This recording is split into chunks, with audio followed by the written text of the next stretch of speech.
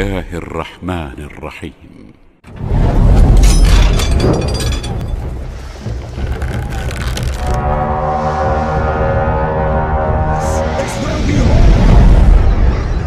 This is where we fight!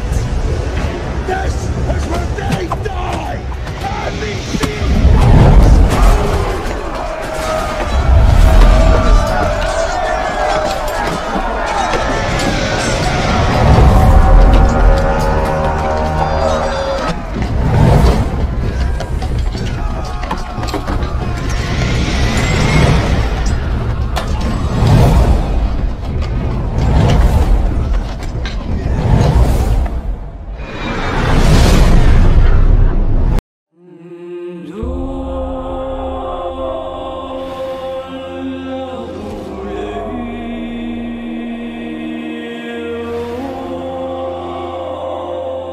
The bell's been rung.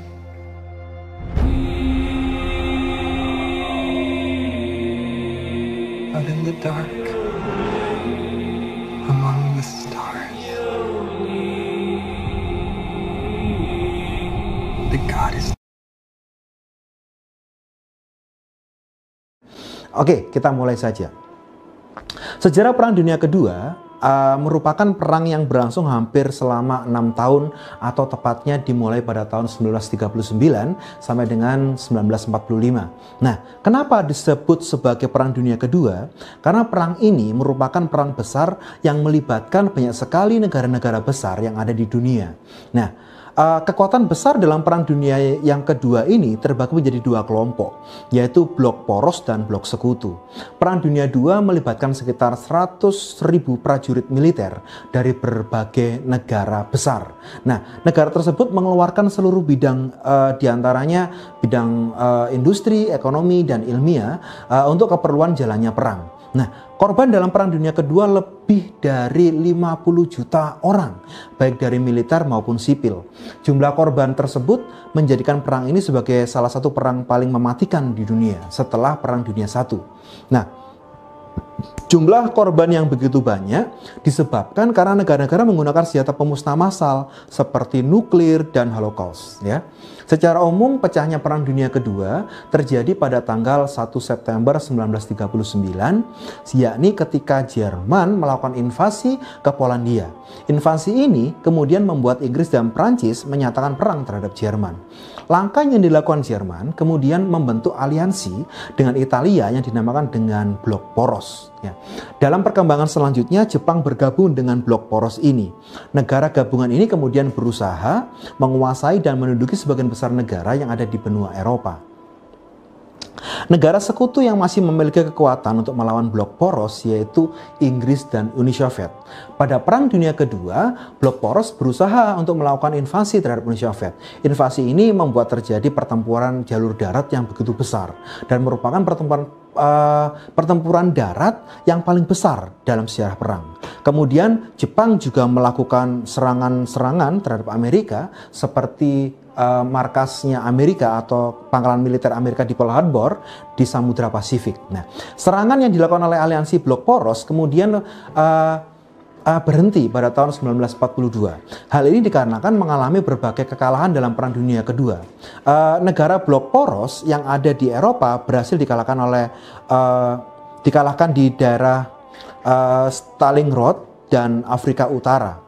Sementara Jepang berhasil dikalahkan melalui pertempuran jalur laut. Akibat kekalahan Blok Poros pada Perang Dunia Kedua, negara-negara yang tergabung dalam aliansi kemudian mundur dari semua front dalam perang. Nah, itu sedikit cerita tentang Perang Dunia Kedua. Nah, sekarang kita akan membahas latar belakangnya. Setelah tadi Pak Aris memberikan stimulus gitu ya, tentang Perang Dunia Kedua, kemudian jalannya perang sementara sampai dengan sedikit profil tentang Perang Dunia Kedua.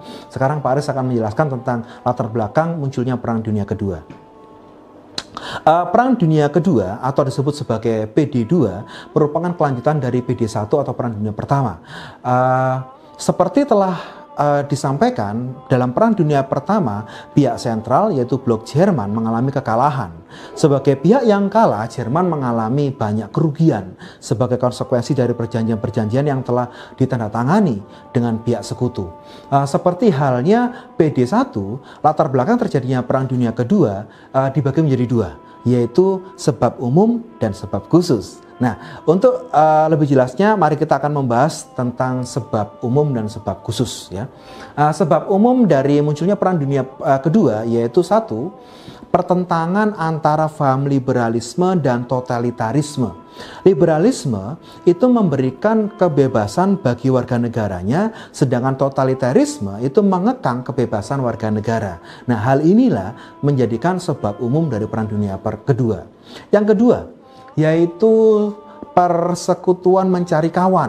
Nah, jadi adanya persekutuan atau kelompok mencari kawan itu menjadi sebab umum yang kedua adanya Perang Dunia Kedua. Yang ketiga, sebab umumnya yaitu apa? Semangat untuk membalas dendam atau revenge idea karena kekalahan dalam Perang Dunia Pertama yang dilakukan oleh pihak Jerman yang waktu itu mengalami kekalahan dalam PD1. Terus yang keempat yaitu perlombaan senjata antar negara. Tidak menutup kemungkinan adanya perlombaan antar negara itu menjadi sebab umum munculnya Perang Dunia Kedua.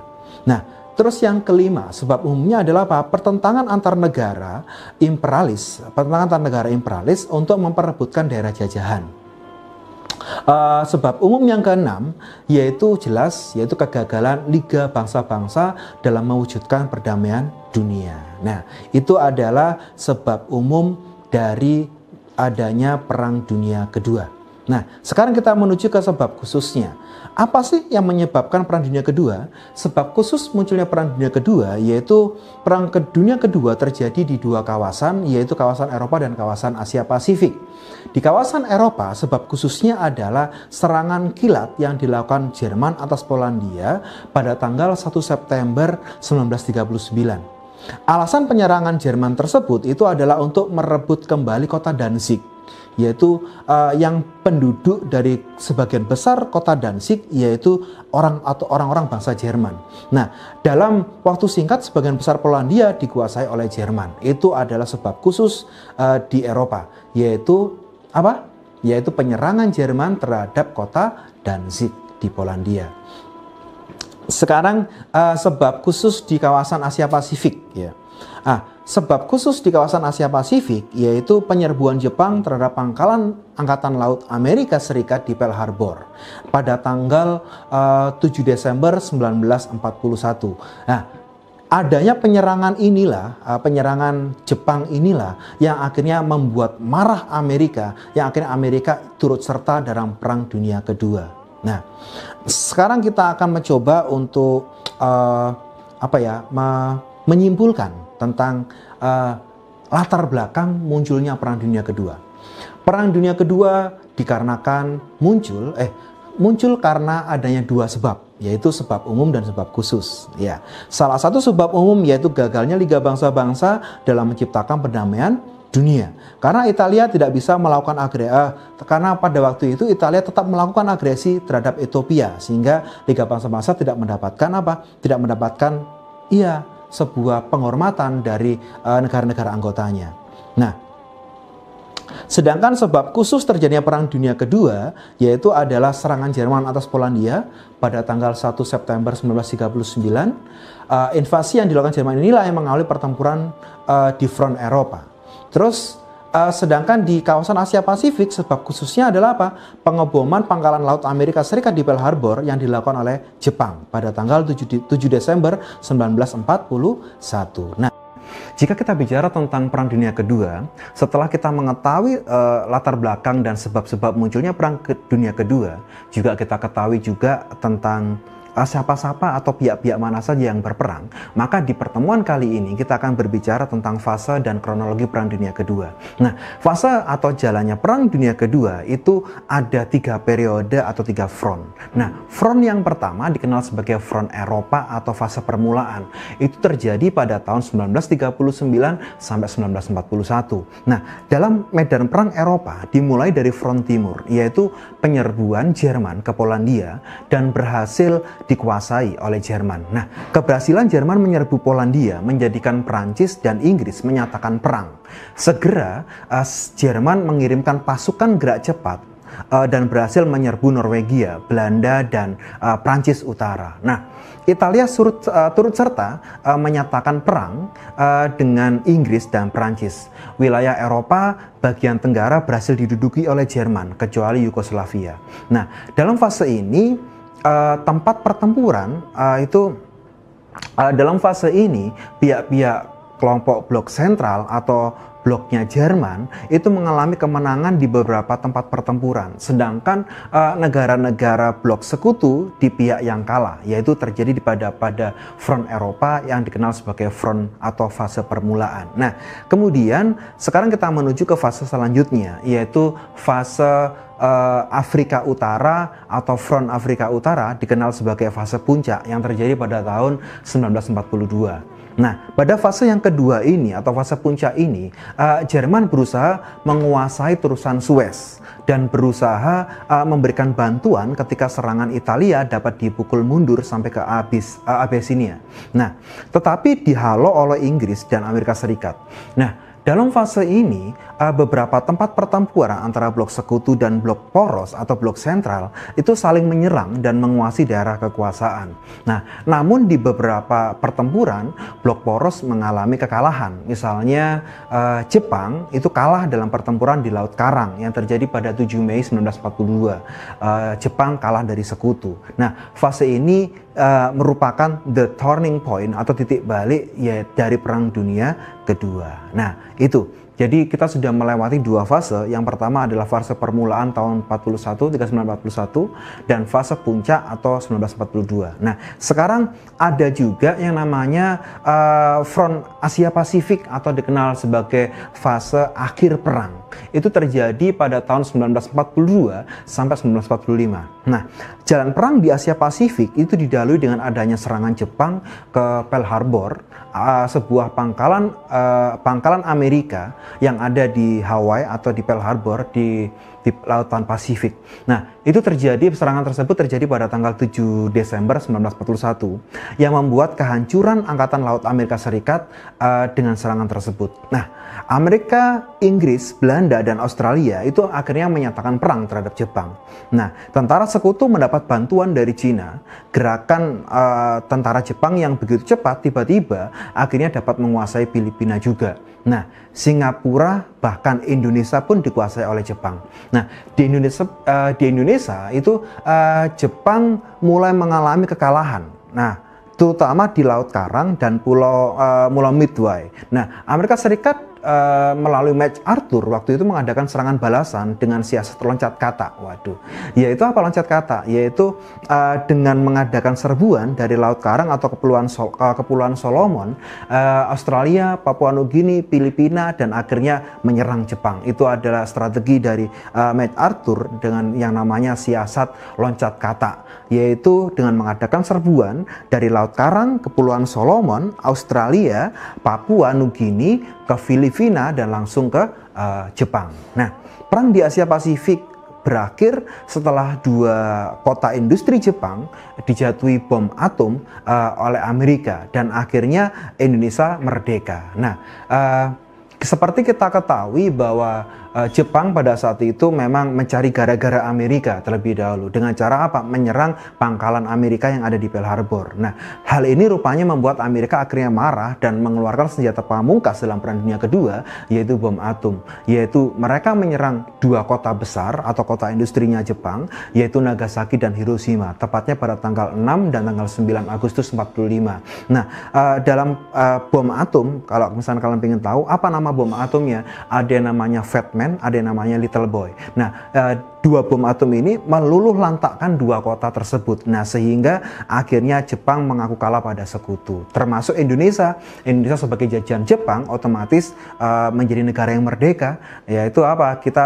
Jepang pergi dari Indonesia, kita proklamasi kita menjadi negara merdeka. Walaupun akhirnya sekutu atau Belanda kembali lagi ke Indonesia. Nah pada fase atau akhir perang atau yang dikenal sebagai fase Asia Pasifik ini, Blok Sentral mulai mengalami kekalahan di berbagai medan pertempuran melawan sekutu. Sekutu mengalami banyak sekali kemenangan dan negara-negara Blok Sentral mulai menyerah. Seperti pada tanggal 2 Februari 1943, pasukan Jerman dikalahkan di daerah Stalingrad atau di daerah Rusia. Nah, itu adalah kronologi 3 fase, yaitu fase permulaan pada perang di Eropa, kemudian fase puncak yang ada di Afrika, dan fase akhir yang ada di Asia Pasifik. Nah, pada Perang Dunia Kedua pasti ada yang namanya pihak-pihak yang berperang. Seperti kita ketahui, pihak yang berperang dalam Perang Dunia Kedua yaitu terbagi dalam dua kelompok, yaitu Blok Sentral dan Blok Sekutu. Nah, Blok Sentral atau dikenal juga sebagai Blok Fasis atau Blok Poros atau Blok Eksis, yaitu adalah kekuatan sentral pertama kali yang dibentuk pada tanggal 27 September 1940. Siapa tokoh-tokoh yang ada dalam Blok Sentral ini? Jadi yang berperang dari Blok Sentral ini ada tokoh-tokohnya. Salah satu tokoh-tokohnya yang pertama adalah Adolf Hitler. Adolf Hitler itu dari mana? Dari Jerman. Terus kemudian juga ada yang namanya Benito Mussolini, itu dari Italia. Juga ada yang namanya Hideki Tojo, yaitu yang berasal dari Jepang. Nah, tiga tokoh-tokoh ini dikenal juga sebagai tokoh-tokoh fasis yang pada saat itu sangat mencintai sekali negaranya, sehingga dia menciptakan yang namanya fasisme atau ultranasionalisme. Nah, semboyan-semboyan dari para tokoh ini yaitu yang pertama dari pihak Jerman. Oleh Adolf Hitler itu mempunyai sebuah semboyan namanya Liebesraum. Nah, sedangkan dari pihak Italia yaitu Benito Mussolini itu punya yang namanya semboyan Italia Raya atau dikenal sebagai Italia Irredenta. Seperti kita ketahui bahwa Italia sebelum menjadi negara sampai saat ini dulunya adalah sebuah kerajaan besar, yaitu kerajaan Romawi. Nah, pada masa kerajaan Romawi ini Romawi bisa menguasai hampir sepertiga dunia. Nah, maka di sini Italia ingin menciptakan suasana itu kembali, yaitu menciptakan nama Italia Raya atau Italia Irredenta. Nah, sedangkan tokoh yang terakhir berasal dari Jepang, yaitu dari Tojo, yaitu dia mempunyai sebuah pandangan, yaitu yang namanya keluarga besar Jepang, dikenal sebagai istilah Hakoichiu. Nah, dengan semangat Hakoichiu atau kekeluargaan besar Jepang ini, maka negara-negara yang ada di sekitar Jepang dianggap sebagai keluarganya. Seperti kalau misalkan nanti kita akan bicara tentang pendudukan Jepang di Indonesia, kita kenal dengan yang namanya istilah 3A. What is 3A? Iya. A di sini adalah 3A. A artinya apa? Cahaya Asia. Yang ada 3 yaitu apa? Nippon, pemimpin Asia, Nippon, pelindung Asia, dan Nippon, cahaya Asia. Nah, di sini diharapkan nanti Jepang itu bisa merangkul kekuatan-kekuatan yang ada di seluruh dunia, dijadikan sebagai kekuatan keluarga besar Jepang, dinamakan dengan Hakoichiu. Nah, sekarang kita sudah bicara tentang yang namanya tokoh-tokohnya, semboyannya. Nah, sekarang negara-negara mana saja yang masuk dalam blok sentral ini? Nah, negara-negara yang kemudian ikut bergabung dengan kekuatan blok sentral ini diantaranya yaitu seperti Bulgaria. Nah, di Perang Dunia Pertama Bulgaria juga ikut di namanya blok sentral juga, dia tetap ya setia. Terus kemudian juga ada namanya Finlandia. Finlandia juga ikut dalam blok sentral. Juga ada yang namanya Hungaria. Nah, seperti kita ketahui Hungaria sebelumnya adalah berbentuk kerajaan, maka di sini Hungaria ikut kembali dalam Perang Dunia berbentuk negara, Hungaria. Juga ada yang namanya Romania. Terus juga ada yang namanya Vichy France atau bagian kecil dari Perancis. Kemudian juga ada Thailand, ikut juga dalam kekuatan blok sentral. Juga ada namanya Formosa dan Manchuria. Nah, dalam kekuatan blok sentral ini, mereka sangat menciptakan sebuah semboyan atau sebuah kekuatan yang dinamakan sebagai kekuatan fasisme. Nah, sehingga kelompok yang pertama sudah kita pahami tadi, yaitu dikenal sebagai blok sentral atau blok eksis atau blok fasis. Ya, sebuah kelompok negara yang dipelopori oleh 3 tokoh, Hitler, Mussolini, dan Tojo, yaitu berasal dari Jerman, Italia, dan Jepang. Nah, sekarang kita menuju ke kelompok satunya. Nah, ketika berperang, yaitu Perang Dunia Kedua, selain adanya blok sentral, juga ada namanya blok sekutu. Nah, blok sekutu itu adalah negara-negara yang berperang bersama melawan blok poros atau blok Italia, Jerman, dan Jepang, yaitu yang terjadi pada tahun 1939 sampai 1945. Nah, negara-negara tersebut siapa saja pelopor-pelopornya? Ada yang namanya Prancis, kemudian juga ada namanya Inggris dan Polandia. Seperti kita ketahui di pertemuan sebelumnya, Pak Aris sudah menjelaskan tentang sebab terjadinya Perang Dunia Kedua, yaitu apa? Meninggalnya putra mahkota dari Polandia. Nah, maka di situ, di sini Polandia sangat berperan, yaitu apa? Dalam bergabung untuk apa? Menyerang Jerman, yaitu sebagai blok sekutu. Nah, di antara blok sekutu tersebut ternyata banyak dibandingkan blok sentral. Siapa saja yang tergabung dalam blok sekutu di sini? Nah, selanjutnya negara-negara lain yang ada di dunia itu akhirnya apa? Bergabung dalam kekuatan blok sekutu. Seperti yang namanya negara Aden, yaitu ada negara Aden Protektorat, juga ada Albania. Terus juga ada yang namanya negara Argentina. Terus negara lainnya yang tergabung dalam blok sekutu juga ada Denmark, ya. Juga ada Republik Dominika, juga ada Hindia Belanda. Loh, Hindia Belanda berarti Indonesia dong? Bukan. Hindia Belanda di sini adalah apa? Kekuatan Belanda yang ada di Indonesia. Nah, juga ada yang namanya Ekuador, kemudian El Salvador, kemudian negara-negara lainnya juga ada seperti Mongolia. Terus juga ada negara yang tergabung dalam blok sekutu, yaitu Belanda sendiri yang ada di Eropa.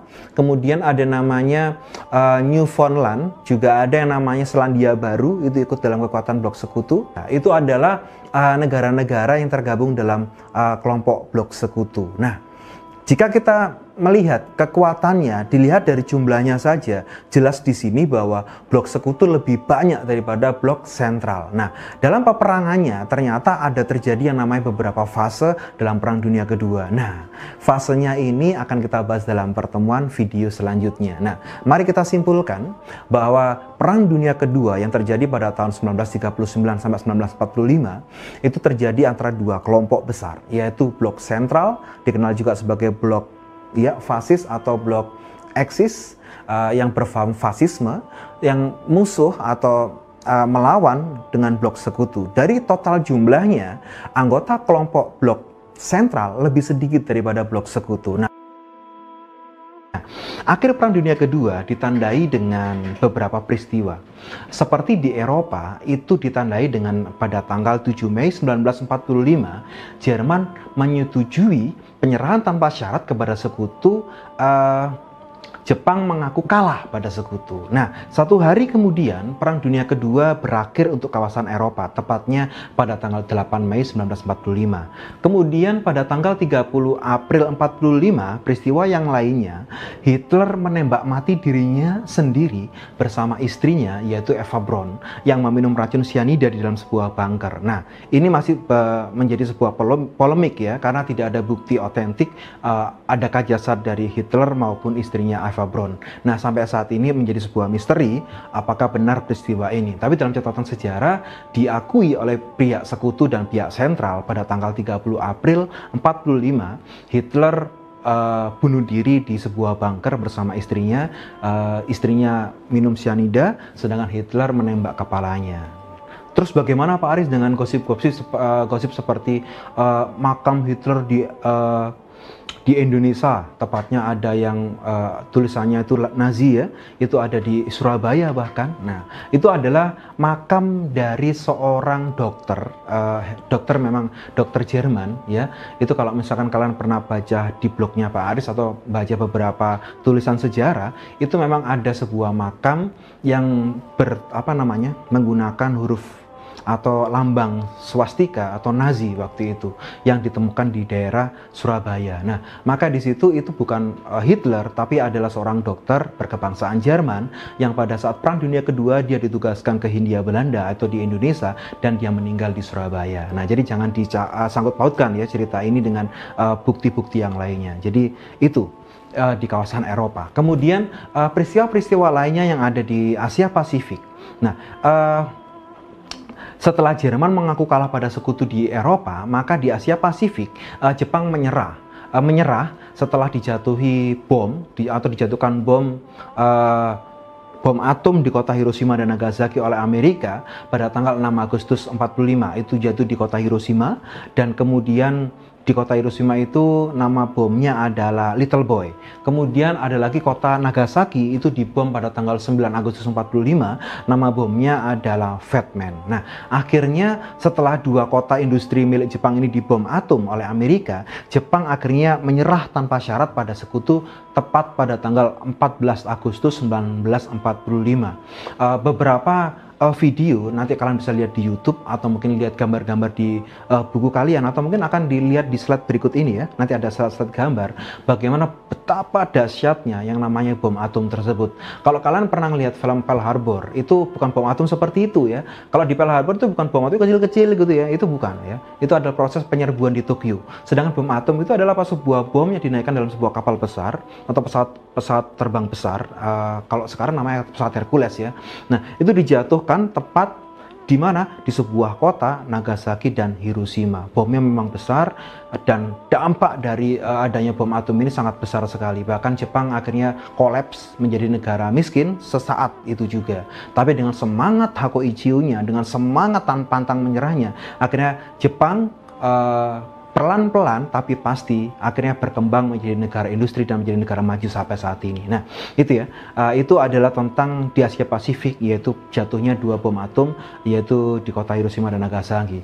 Nah, akhirnya Jepang menandatangani perjanjian penyerahan tanpa syarat di atas kapal milik Amerika, yaitu USS Missouri, yaitu pada tanggal 2 September 45 di Teluk Tokyo. Nah, itulah akibat dari Perang Dunia Kedua di kawasan Asia Pasifik. Nah, berikut ini adalah beberapa faktor, akan dijelaskan oleh Pak Aris ya, beberapa faktor penyebab kekalahan blok sentral terhadap blok sekutu. Faktor yang pertama, yaitu blok sentral tidak ditunjang oleh sumber-sumber kekayaan alam yang mencukupi kebutuhan perang. Sehingga di sini bisa kelihatan dalam Perang Dunia Kedua, blok sentral kalah persenjataan, juga kalah tentang sumber daya alam dan sumber daya manusianya. Terus yang kedua, faktor yang kedua yaitu jumlah anggota kelompok sekutu lebih banyak. Seperti di video sebelumnya, Pak Aris sudah menjelaskan bahwa yang ikut kelompok sentral dibandingkan yang ikut kelompok sekutu, lebih banyak kelompok sekutu. Nah, maka otomatis jumlah anggota kelompok sekutu lebih banyak. Masuknya Rusia atau Uni Soviet pada saat itu ke dalam blok sekutu malah memperkuat blok tersebut. Sehingga apa? Menyebabkan Amerika juga ikut-ikutan menyerang Jerman, Italia, dan Jepang dan teman-temannya. Sehingga bisa dihitung secara kalkulasi bahwa sekutu menang telak terhadap blok sentral. Nah, terus faktor yang ketiga yang menyebabkan kelompoknya Jerman atau kelompok sentral itu mengalami kekalahan, yaitu sekutu memiliki daerah jajahan yang dapat menunjang kebutuhan perang. Jadi seperti contoh ketika ketika Jepang menguasai India, nah di India sendiri itu adalah jajahannya Inggris. Nah, otomatis negara sekutu, Inggris adalah bagian sekutu, itu bisa menyerang Jepang, bisa menyerang Indonesia saat itu menggunakan apa? Pasukan dari India. Seperti kita ketahui dalam perang Surabaya, yaitu pertempuran Surabaya, itu kita ketahui bahwa di situ di sejarah perang Surabaya yang menyerang Surabaya pada tahun 45, tepatnya 10 November 45, yaitu adalah orang-orang sekutu. Tapi kenapa kita ngelihat foto-fotonya itu kok seperti orang-orang India, atau dikatakan sebagai tentara-tentara yang nggak berkulit putih, malah apa, orangnya mancung ya, orangnya seperti orang India. Karena itu adalah apa? Pasukan sekutu yang diambil dari India ya. Itu jadi contohnya seperti itu. Jadi sekutu memiliki daerah jajahan yang dapat menunjang kebutuhan perangnya. Terus faktor yang keempat yang menyebabkan kelompok sentral mengalami kekalahan terhadap kelompok sekutu, yaitu blok sekutu memiliki keunggulan teknologi persenjataan daripada blok sentral, seperti Pak Aris tadi jelaskan ya. Nah, sekarang kita akan membahas tentang akhir dari Perang Dunia Kedua. Nah, perjanjian-perjanjian yang mengakhiri adanya Perang Dunia Kedua itu ada beberapa perjanjian. Perjanjian yang pertama yaitu Konferensi Potsdam atau Perjanjian Potsdam. Ini ditandatangani pada tanggal 2 Agustus 1945, yaitu antara pihak Jerman dengan pihak sekutu. Jerman Timur diserahkan kepada Rusia dan Jerman Barat diserahkan kepada Amerika Serikat, Inggris, dan Perancis. Sedangkan kota Danzig yang dulunya diserbu oleh Jerman itu akhirnya diserahkan kembali kepada Polandia. Nah, perjanjian Potsdam itu ditandatangani oleh beberapa tokoh seperti Winston Churchill itu dari Perdana Menteri Inggris. Kemudian juga ada namanya Harry S. Truman itu seorang presiden Amerika Serikat. Kemudian juga ada namanya Joseph Stalin yaitu presiden Uni Soviet. Nah, itu perjanjian pertama yaitu perjanjian Potsdam. Nah, juga ada beberapa perjanjian-perjanjian yang lainnya, seperti perjanjian Sekutu dan Jepang dilakukan di San Francisco pada tahun 1945. Perjanjian tersebut berisi antara lain, yang pertama dalam perjanjian Sekutu dan Jepang, yaitu isinya yang pertama adalah Kepulauan Jepang diperintah oleh tentara pendudukan Amerika Serikat untuk sementara, itu ya. Jadi Jepang diperintah sementara oleh Amerika Serikat. Terus yang kedua, Kepulauan Kuril dan Sakhalin Selatan yang dulu dijajah sama Jepang itu diserahkan kepada Uni Soviet, sedangkan Manchuria dan Taiwan diserahkan kepada Cina. Kepulauan Jepang di Pasifik diserahkan kepada Amerika Serikat. Korea akan dimerdekakan dan untuk sementara waktu dibagi dua wilayah pendudukan dengan batas 38 derajat lintang utara. Nah, di bagian utara diduduki Uni Soviet, sedangkan di bagian selatan dikuasai oleh Amerika Serikat. Nah, maka dari sini keterangan dari poin yang kedua ini kalian bisa memahami bahwa pecahnya Korea menjadi Korea Utara dan Korea Selatan karena perjanjian Sekutu dan Jepang, ya, di mana Korea Utara itu diduduki oleh Uni Soviet akhirnya berpaham komunis, sedangkan Korea Selatan dikuasai oleh Amerika sehingga dia banyak sekali mendapatkan bantuan, banyak mendapatkan pertolongan dari Amerika. Nah, itu adalah isi perjanjian yang kedua dari perjanjian Sekutu dan Jepang. Nah, apa isi perjanjian yang ketiga? Ya, yang ketiga yaitu penjahat perang harus dihukum. Terus isi yang keempat yaitu Jepang harus membayar ganti rugi perang. Nah, itu isi dari perjanjian Jepang dan Sekutu. Juga ada perjanjian Sekutu dan Italia. Nah, perjanjian Sekutu dan Italia itu dilaksanakan di Paris pada tahun 1945 dengan beberapa keputusan. Isinya antara lain perjanjian Sekutu dan Italia. Yang pertama adalah wilayah Italia diperkecil. Kan kasihan Italia diperkecil. Terus yang kedua, Trieste menjadi negara merdeka di bawah perwakilan PBB. Seperti kita tahu, Trieste ini adalah sebuah jajahan Italia pada Perang Dunia Kedua. Terus yang ketiga, Abesnia dan Albania memperoleh kemerdekaannya kembali. Terus isi yang keempat, semua jajahan Italia dan Afrika Utara dikuasai oleh Inggris. Dan yang kelima, Italia harus membayar ganti rugi akibat perang yang ditimbulkannya. Itu adalah isi perjanjian antara Italia dan Sekutu.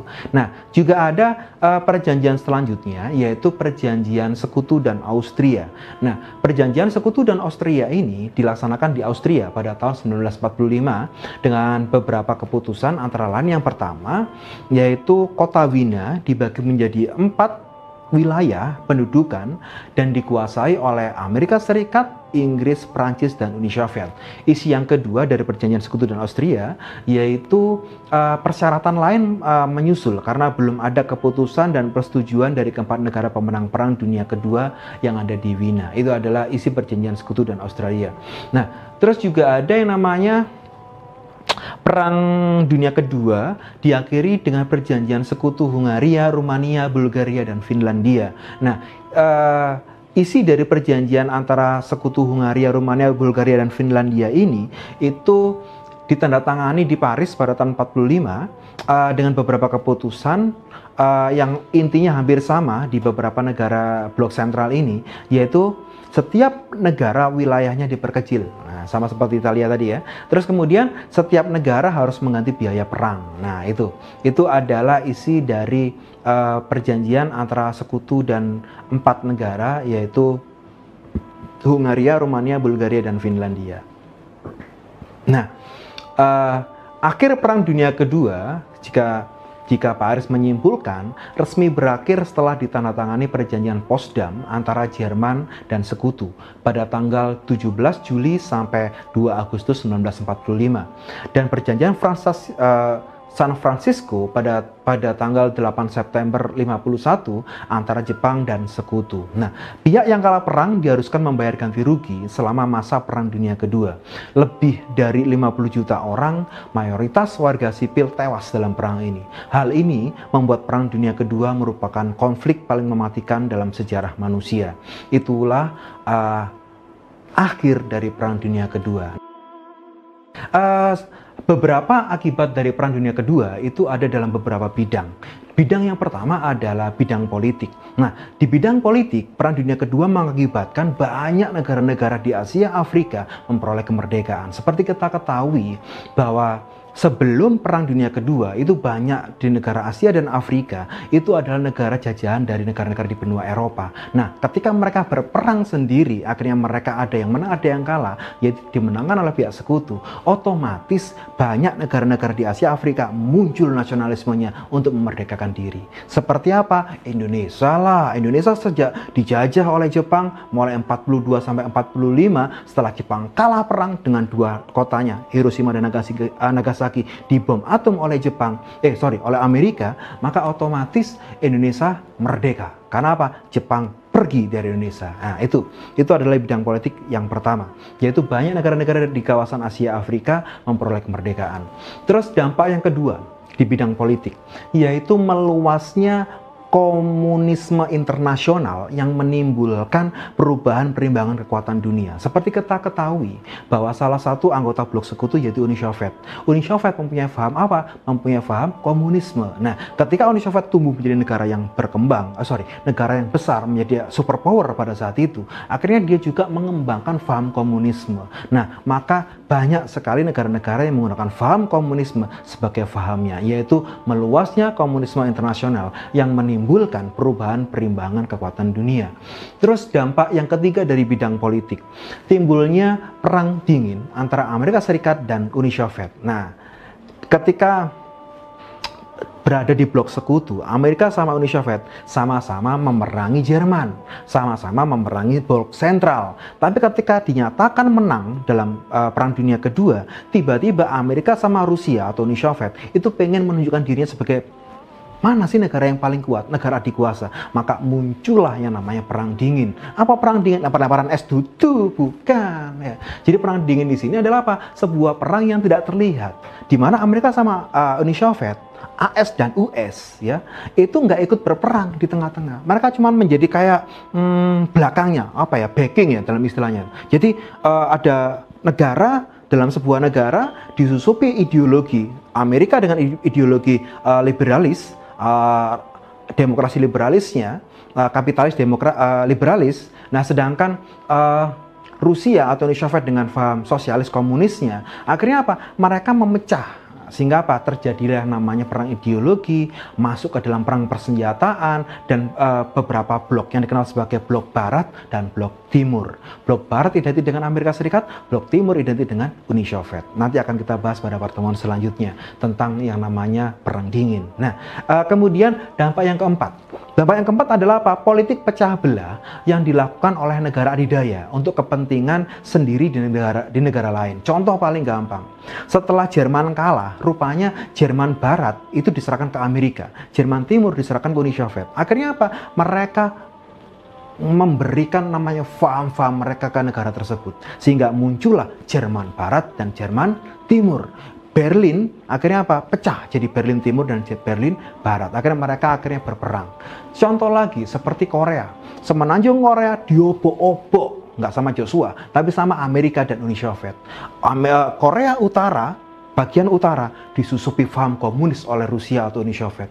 Korea Selatan disusupi yang namanya paham liberalis oleh Amerika Serikat. Sehingga apa? Muncullah dua bagian, yaitu Korea Utara dan Korea Selatan. Sampai sekarang bahkan. Vietnam juga seperti itu. Ada namanya Vietnam Utara dan Vietnam Selatan. Mereka berperang juga.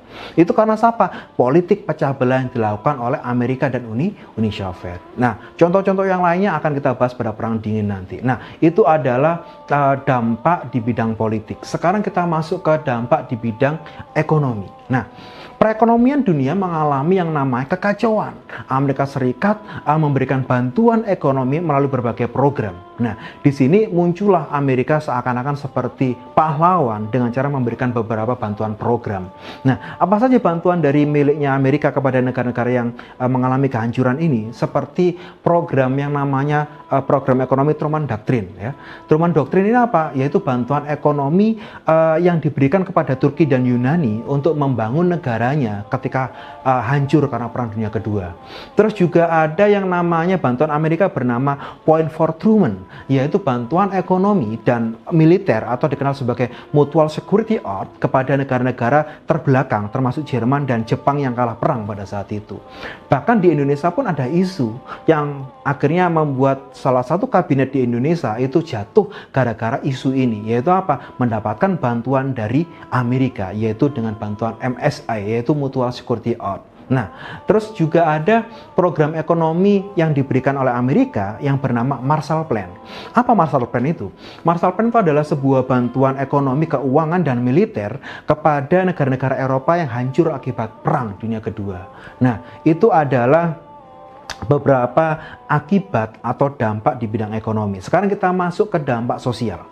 Nah, di bidang sosial beberapa dampak dari Perang Dunia Kedua seperti munculnya yang namanya golongan cerdik pandai atau cendekiawan itu semakin kuat kedudukannya. Karena tanpa penemuan mereka, peperangan tidak dapat dimenangkan. Usaha mengadakan dan meningkatkan penelitian untuk kepentingan manusia terus dilakukan. Contoh paling gampang, jika kalian memahami tentang bom atom yang dijatuhkan Amerika, itu adalah pemikiran dari E sama dengan MC kuadrat. Rumusnya siapa? Ada yang tahu? Mesti tahu dong, orangnya kan agak botak, terus agak nyentrik gitu kan. Siapa? Albert Einstein. Padahal sebelumnya Einstein orang mana? Orang Jerman. Dia orang mana? Orang Yahudi.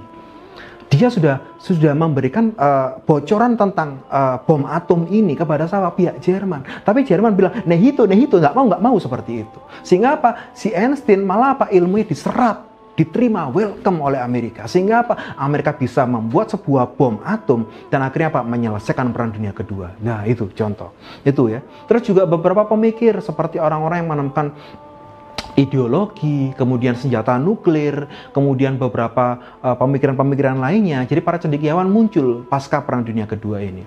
Terus dampak berikutnya di bidang sosial yaitu terbentuknya berbagai badan-badan rehabilitasi sosial. Nah, untuk apa? Untuk menyediakan bahan makanan, perumahan, dan kesehatan bagi korban perang. Ya.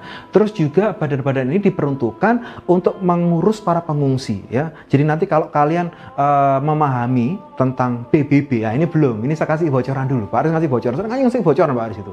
Nanti video selanjutnya kita akan bahas tentang PBB. Salah satu dampak di bidang sosial munculnya namanya UNHCR. Apa UNHCR? Sebuah badan miliknya PBB yang diperuntukkan untuk ngapain? Untuk mengurusi para korban perang, pengungsi dan sebagainya. Nah itu ya. Nah itu salah satunya. Terus kemudian terbentuknya juga badan-badan ini adalah untuk ngapain? Untuk upaya pengolahan kembali tanah-tanah pertanian yang rusak dan terbengkalai. Nah itu ya. Nah sedangkan dampak sosial selanjutnya selain munculnya cendekiawan, badan-badan atau lembaga-lembaga sosial, juga terbentuknya United Nations Organization, UNO atau PBB, Persekutuan Bangsa-Bangsa, Perserikatan Bangsa-Bangsa yang bertujuan menciptakan perdamaian dunia. Nah sehingga ada 3 dampak ya tadi ya. Dampak di bidang politik, di bidang ekonomi, dan di bidang sosial.